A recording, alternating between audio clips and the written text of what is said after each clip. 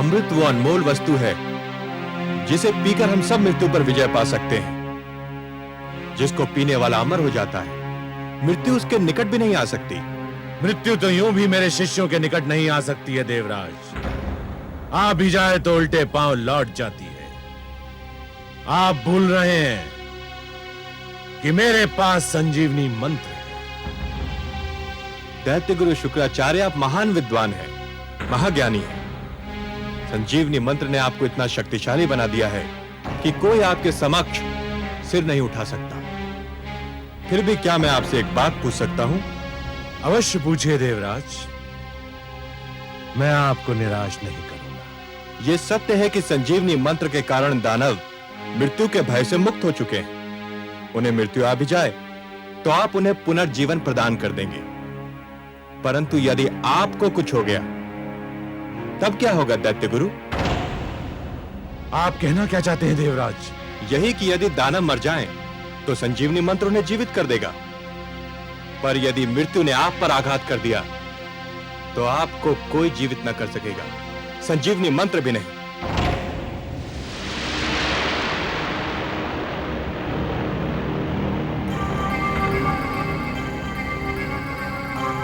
आपको तो भली भांति स्मरण होगा कि भगवान शिव ने क्या कहा था।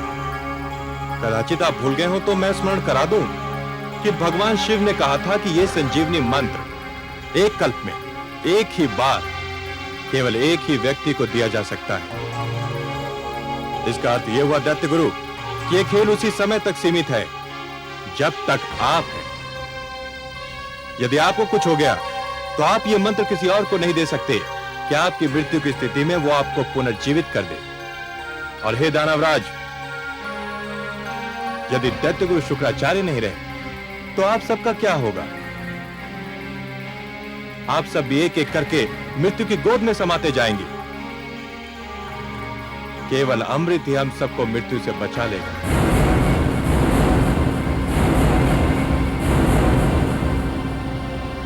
आपके तर्क में तथ्य है देवराज, किंतु हमें अमृत कैसे प्राप्त होगा देवराज? मैं पूरी योजना लेकर उपस्थित हुआ हूं। अमृत समुद्र मंथन द्वारा प्राप्त होता है, पर समुद्र मंथन एक बहुत विशाल अभियान है। पूरे समुद्र को मथना कोई परिहास नहीं है, वो भी इस स्थिति में जब मंदर पर्वत जैसी मथानी होगी और वासुकी नाग की डोरी। यह तो वास्तव में बहुत कठिन और महान अभियान होगा। आप ठीक समझे दानवराज, ये कठिन और महान कार्य अकेले दम न हम कर सकते हैं और न आप। हम दोनों मिलकर ही इस विशाल अभियान को सफल बना सकते हैं। परंतु यह स्मरण रखिए कि अमृत की प्राप्ति है, वो बहुत आवश्यक है। मैं इस आवश्यकता के विषय में भी जानना चाहूंगा देवराज। अमृत हम सबको अमर कर देगा। जब आपको यह विश्वास होगा कि हम अमृत पान के उपरांत मर नहीं सकते और हम भी यह जान लेंगे कि हमारे अस्त्र शस्त्र आपका कुछ नहीं बिगाड़ सकते, तो युद्ध निरर्थक होकर रह जाएगा। अमृत केवल मृत्यु का ही नहीं, युद्ध का भी अंत होगा। गुरुदेव, मेरे विचार में यह प्रस्ताव स्वागत योग्य है। इस प्रस्ताव की महानता को नकारा नहीं जा सकता गुरुदेव। हमें देवताओं की बात मान लेनी चाहिए, हमें देवताओं की बात मान लेनी चाहिए।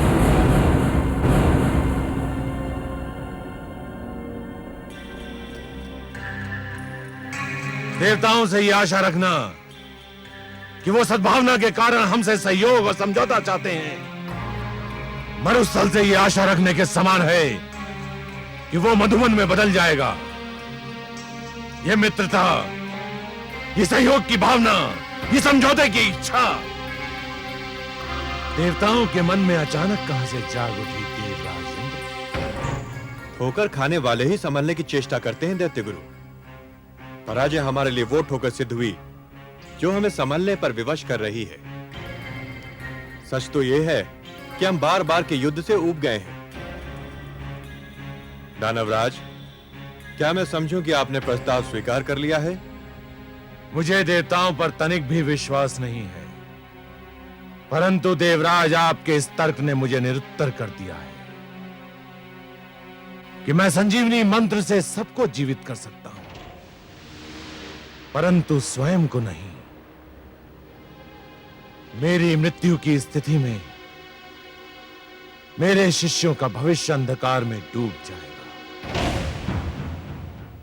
अपने शिष्यों के हित के लिए मुझे आपका प्रस्ताव स्वीकार करने में कोई आपत्ति नहीं है।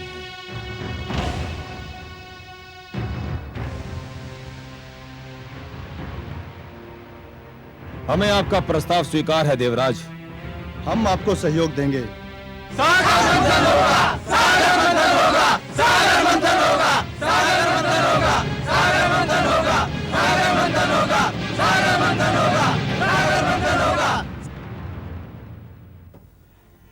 आज तो हमारे देवराज ने चमत्कार कर दिया महादेवी।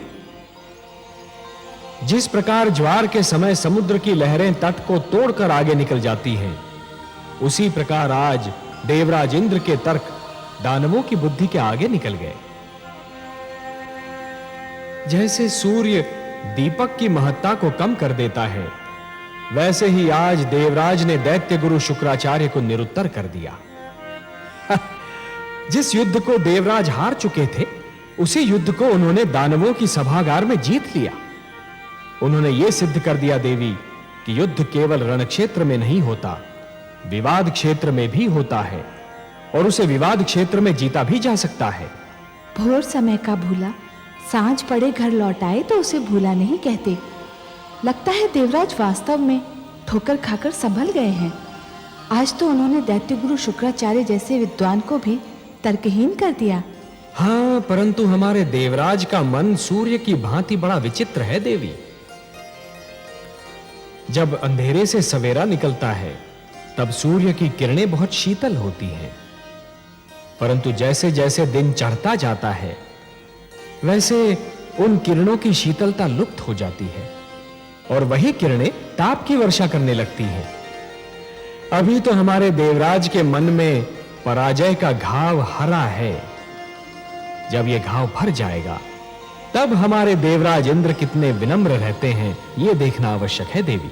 परंतु आज तो वे दानवों से सहयोग प्राप्त करने में सफल हो ही गए। आपके परामर्श के अनुसार सागर मंथन तो होकर ही रहेगा। हाँ महादेवी, देवराज की सफलता यह दर्शा रही है कि उनका कार्य तो समाप्त हो गया। अब मेरा कार्य आरंभ होना है। दानव सागर मंथन के लिए उतावले हैं, तो फिर हमें भी देर नहीं करनी चाहिए। पक्षीराज,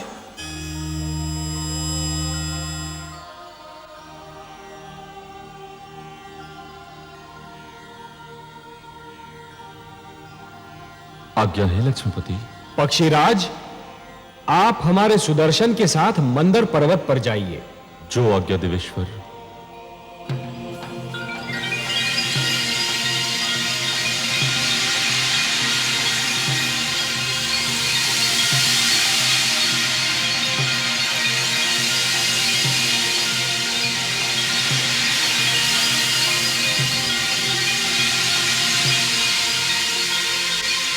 हे सुदर्शन, आप पक्षीराज के साथ मंदर पर जाइए और मंदर पर्वत को जड़ से काट दीजिए।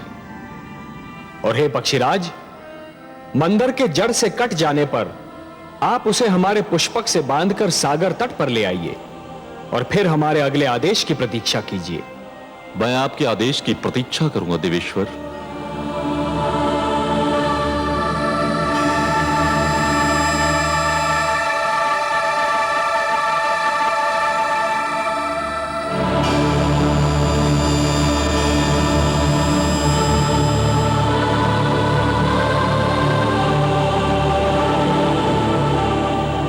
सुदर्शन, आप अपने कार्य का शुभ आरंभ कीजिए। मैं पुष्पक लेकर लौटता हूं।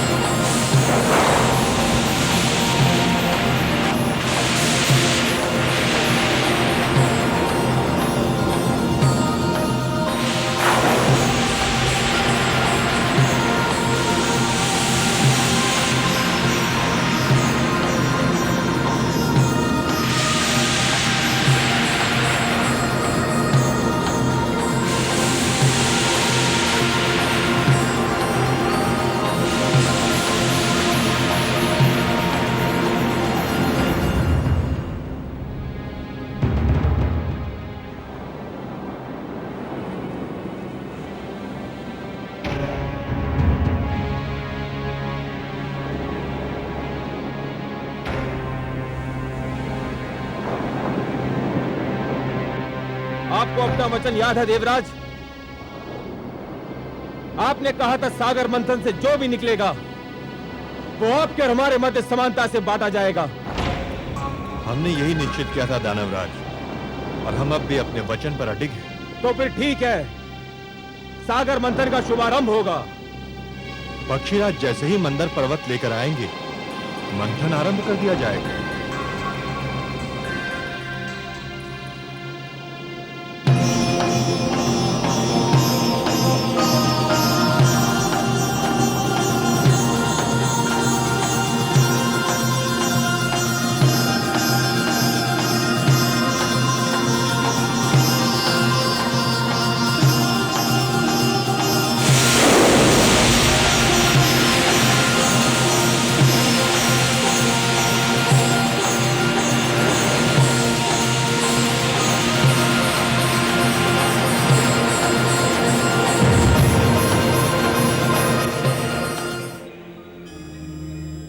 नारायण नारायण। आइए देवर्षि।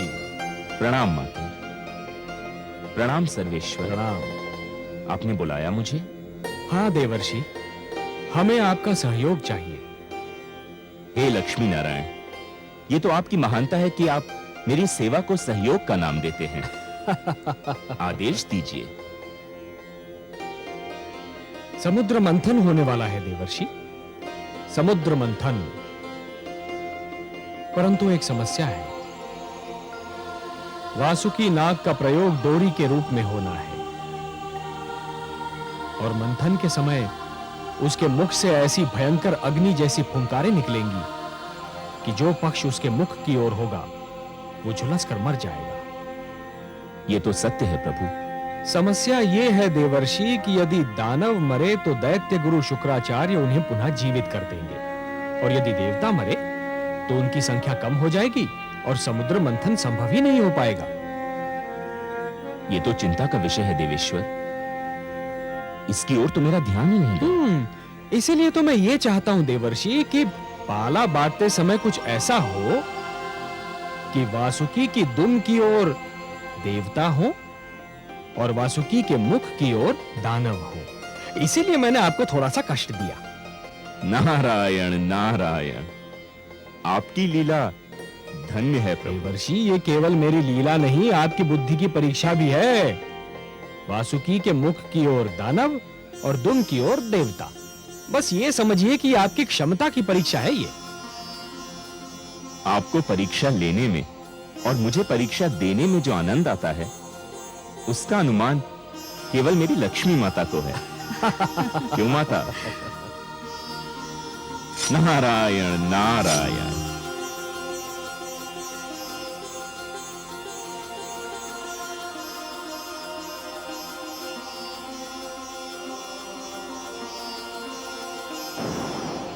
नहीं देवराज, हम दुम का छोर पकड़ेंगे और तुम देवतागण मुख की ओर रहोगे। ये नहीं हो सकता। दानव पक्ष वासुकी के मुख का छोर पकड़ेगा और हम दुम की ओर रहेंगे। दानवराज ने जो कह दिया वही होगा। हमारे देवराज के निर्णय भी कोई नहीं बदल सकता। तो फिर समझ लो संधि समाप्त हो गई और समझौता भी टूट